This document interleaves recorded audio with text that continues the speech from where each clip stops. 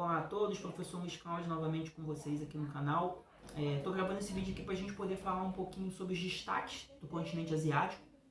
A gente já tem vídeo aí no canal falando sobre característica natural, população da Ásia, a questão da religião também lá, que é muito interessante na Ásia. Então a gente vai começar a falar dos destaques asiáticos, tá?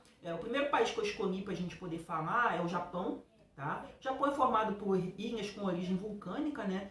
Basicamente o Japão é formado por 4 ilhas principais, tá? Que seriam as áreas mais desenvolvidas, né? Podemos dizer assim, ou que tem maior destaque, que são as chamadas ilhas de Hokkaido, Honshu, Shikoku e Kyushu. São quatro ilhas, né? Principais. Dentro dessas ilhas tem os destaques, né? Como Tóquio, por exemplo, que é a capital. Então, dentro do Japão, nós temos essas ilhas vulcânicas. O Japão tem um limitante natural, né? Porque o Japão tem um território muito pequeno. O território do Japão é parecido com o território do Rio de Janeiro, sendo que o Japão está no encontro, né, entre as placas tectônicas. Ali nós temos 4 placas tectônicas que estão ali convergindo naquele território ali. Então ali a atividade sísmica acaba sendo muito forte no Japão. Então eles acabam tendo que ter um preparo muito grande em relação a essa questão natural deles. Questão de os prédios deles têm molas e amortecedores, eles colocam pêndulos nos prédios, eles precisam de colocar diques, né, no oceano para poder se proteger das tsunamis, tá? Tem todo um sistema de treinamento de crianças na escola para que elas possam estar preparadas em relação a quando ocorrer, né, esse tipo de fenômeno, tá? Então o Japão está sempre relacionado muito com essa questão da tectônica de placas deles ali. O que acontece? O Japão, durante muito tempo, ele foi um país imperial, ou seja, ele não tinha uma economia tão forte, não produzia tecnologias, ele era um país fechado, ele não tinha contato com outras nações. Então o Japão estabeleceu uma mudança, né, no seu regime de economia em relação à produção de tecnologias, educação, que isso acabou sendo chamado de restauração Meiji ou revolução Meiji. Por quê? Até aquele momento ali, quem tomava conta do Japão eram chamados shogunatos, que eram os chamados shoguns, né, que eram líderes militares, e eles tomavam conta do governo. Então, os imperadores japoneses acabaram tomando novamente o poder com a restauração Meiji. A restauração Meiji ela foi baseada em quê? Abertura econômica, investimentos em tecnologias e educação, tá? E aumento da produção industrial, ou seja, o Japão passou a produzir muito em relação ao mercado tecnológico.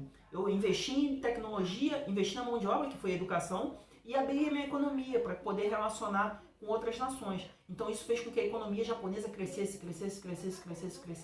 E quando ela chega na Segunda Guerra Mundial, ela rivalizava com os Estados Unidos, que era aquela potência ali naquela época, naquele momento. Tanto que tem lá a questão do ataque japonês à base de Pearl Harbor, né, durante a Segunda Guerra Mundial. O Japão estava alinhado com o eixo, né, o acordo tripartite, que foi assinado lá com a Itália e com a Alemanha. Então o Japão acabou atacando os Estados Unidos e os Estados Unidos revidaram naquele processo ali com as bombas atômicas, de Hiroshima e Nagasaki.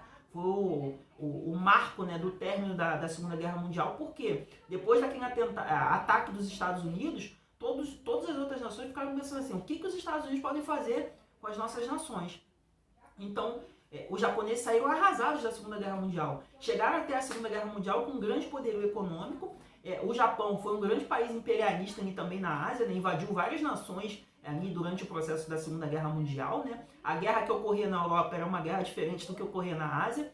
Então, várias nações acabam sendo rivais do Japão ali naquele processo. E os Estados Unidos foram um marco ali para aquele término de Segunda Guerra Mundial, atacando o Japão com as bombas atômicas.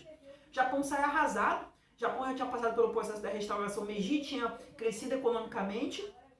Aí vem a Segunda Guerra Mundial e arrasa o Japão com as bombas atômicas. O que o Japão vai fazer? O Japão fez um novo processo.